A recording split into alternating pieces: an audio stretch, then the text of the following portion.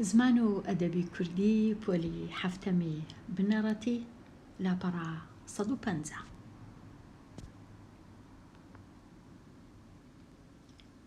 بابەتی مامۆستا هێمن. هێمن ناوی سەید محەممەد ئەمینە، کوڕی سەید حەسەنی شەیخول ئیسلامی موکریە. لە ساڵی 1921 لە گوندی لاچینی نزیک شاری مەهاباد لەدایک بووە. لە تەمەنی منداڵیدا چۆتە بەر خوێندن، سەرەتا ئەلفوبەی لای مامۆستا سەعید ناکام خوێندووە. پاشان باوکی نردوویەتی بۆ شاری مەهاباد بۆ ئەوەی لە قوتابخانەی دەوڵەتی بخوێنێت. لەوێ هەتا پۆلی چوارەمی خوێندووە. ئینجا باوکی نردوویەتی بۆ قوتابخانەی ئایینی.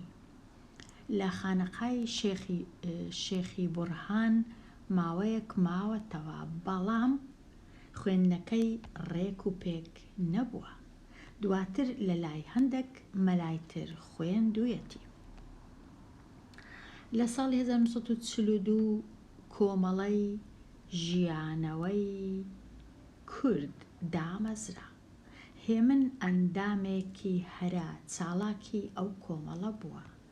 لە سەردەمی کۆماری کوردستان لە مەهاباد دەورێکی دیاری هەبووە. دەنگی دلێری شیعر و نووسەری باڵادەستی ئەو کۆمارە بووە.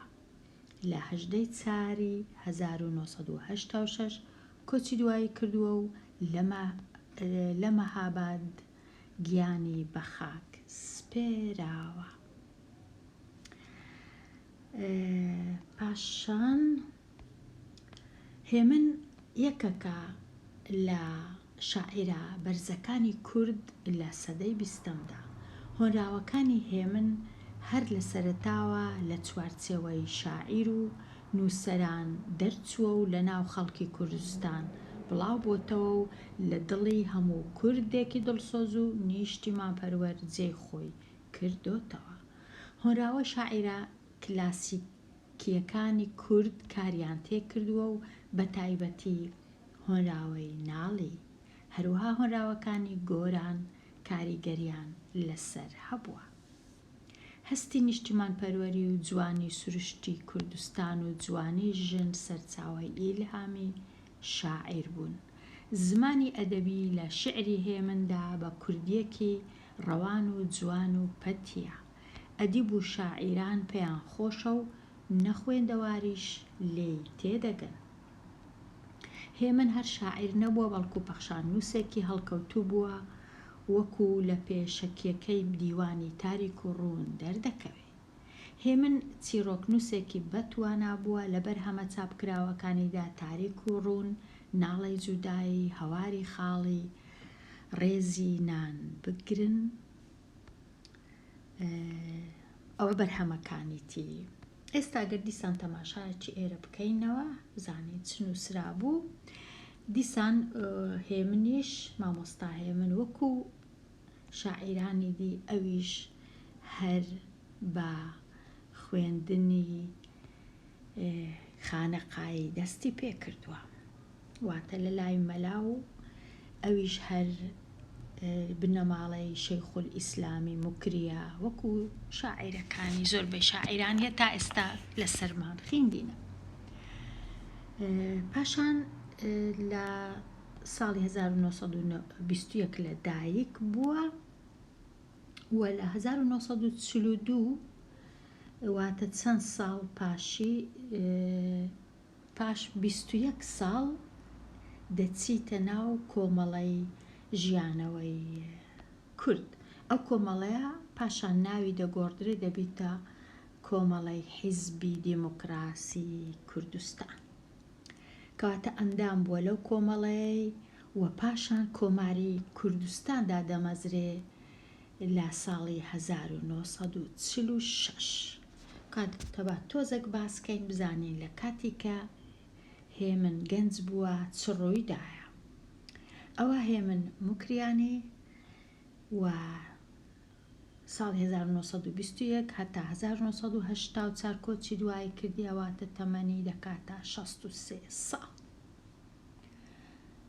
ئەوجا لە کاتی کە هێمن تەمەنی تەنیا 25 ساڵە کۆماری کوردستان لە مەهاباد ڕادەگەیەندرێ لەلایەن چێ؟ لەلایەن پێشەوە قازی محەممەد کە دادوەر بووە ئەو کاتە.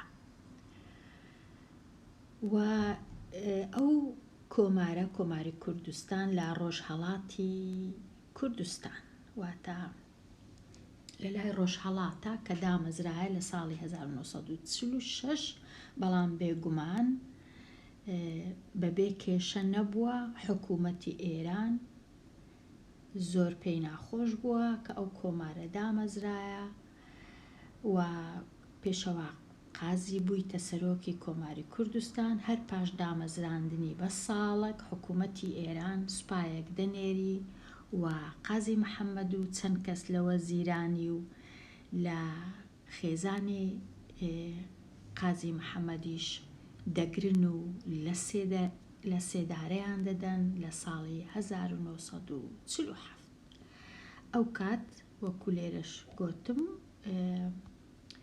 تەمەنی مامۆستا هێمن 25 ساڵ بووە. بێگومان ئەو ئیشە کاریگەری دەکەویتە سەر شاعیر و چونکە هەردوو چیشیان هەر خەڵکی شاری مەهابادن و لە هەمان شار کە کۆماری کوردستان دروست دەکرێ و شاری مەهاباد دەبیتە پایتەخت لە گۆڕەپانی چوارچرا لە سێدارە دەدرێن. مامۆستا هێمن لە گوندی لاچین سەر بە شاری مەهاباد لەدایک بووە و چوویتە ناو کۆمەڵی ژیانەوەی کورد کە پاشان ناوی بوویتە حیزبی دیموکراتی کوردستان کە تا ئێستاش هەیە. لەو ساڵ دیارە دامەزرایە ژیانەوەی کورد کەواتە 4 ساڵ پاشی دامەزراندنی ئەو کۆمەڵەیە کۆماری کوردستانیش لە مەهاباد دامەزرایە.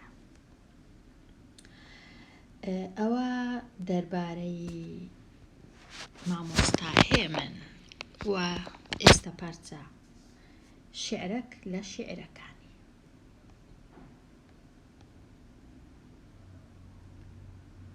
پاشان لێرە نووسرایە چەند بەرهەمی چاپ کردیە. بێگومان پێویست بزانین ئەو بەرهەمانە تاریک و ڕوون، ناڵەی جودایی، هەواری خاڵی ڕێزینان بگرن و هەروەها شعرەکانی هێمن کوونە، شعرەکانی ڕەوان و جوان و پەتی و ئاسان و کاریگەر و هەموو کەس لێیان تێدەگا هەتا نەخوێندەواریش. ئێستا شعری تۆم هەر لە بیرە. لە شاییدا لە وەختی هەڵپەڕینە، لە خۆشیدا لە کاتی پێکەنینە، لە کۆڕی ماتەم و گریان و شینە، ئەمن ئەی نیشتیمان تۆم هەر لە بیرە. بە شەو تاک و بەسەر مازاڵ دەبێ خەو، بە ڕۆژ تاک و دووبارە دێتەوە شەو، لە کاتێکدا کە دەدوێنم ئەموو ئەو، ئەمن ئەی نیشتیمان تۆم هەر لە بیرە. زەمانێکە کە دەچمە سەیری گوڵزار، لەگەڵ پۆلی ڕەفیقانی وەفادار، تەنانەت وەختی دەسبازی لەگەڵ یار، ئەمن ئەی نیشتیمان تۆم هەر لە بیرە. دەکەم تەرخان لە ڕێی تۆدا ژیانم، لە سەنگەردا بەرەو ڕووی دوژمنانم، بە خاکی تۆ دەمی ئاویلکەدانم، ئەمن ئەی نیشتیمان تۆم هەر لە بیرە. لێرە خۆشەویستی نیشتیمان وشەکان زۆر ئاسان و بەپیت و دڵگیرن، پێویستیان زۆر بە لێکدانەوە نییە، هەموو کەس تێدەگا لە هەموو کاتێک. لێرە هێمنی شاعیر نیشتیمانی هەر لە بیرە. ئەگەر خۆشی بی، ئەگەر ناخۆشی بی، ئەگەر ژیانی ڕۆژانەی بی، ئەگەر بە تایبەتی لێرە نووسیتی لە سەنگەردا کاتی هەتا ئەگەر دوژمنیش ئەوە بەرەو ڕووم دێ ڕەنگە بمکوژی، بەڵام ئەمن تۆم هەر لە بیرە. پاشان نووسیتی بە خاکی تۆ دەمی ئاویلکەدانم. ئاویلکەدان وابزانم ئەو کاتەیەکە لە سەرەمەرگ مرۆڤ دەمری دەمی ئاویلکەدانم کە نەتوانی هیچ ئاوەکی بخواتەوە یان دەویشی زۆر وشک دەبی، ئەو کاتەکە سەرەمەرگ، ئەو کاتیش کە گیانی دەستە دەرێ هێشتا هەر من ئەی نیشتیمان تۆم هەر لە بیرە. کاتە شعرێکی هەتا بڵێ ئاسان و سووک زۆر باش ڕەنگە لەبەر بکرێ دوو کۆپڵی سەرەتا بۆ ئەزبەرکردنە. هیوادارم زیاتر لەسەر شاعیری گەورەی کورد مامۆستا هێمن بخینیەوە و دیوانەکەی بخینیەوە تاریک و ڕوون و زیاتر حەزت بچیتە شعرەکان، چونکە شعر لێرە تەنیا شعر نییە بەڵکو مێژووی کوردە لەو سەردەمانەی بە تایبەتی ئەو سەردەمانەی کە هەتا ئێستاش هەروایە هەر کورد ئەگەر بیەوێ مافی خۆی بینیتەوە هەر سێدارە و زیندانی و هەرمایە. هەتا ئێستاش لەو بەشەی کوردستان نووسین و خوێندن لۆ منداڵان بە کوردی نییە وەک بەشی خوارووی کوردستان یان بەشی باشوور، بەداخەوە کە ئەو هایە هەتا ئێستاش هەتا ئەو ڕۆژ. لێرە ئەمن دێمە کۆتایی ئەوانەیە هەتاوانەیەکی نوێ هەر بژین.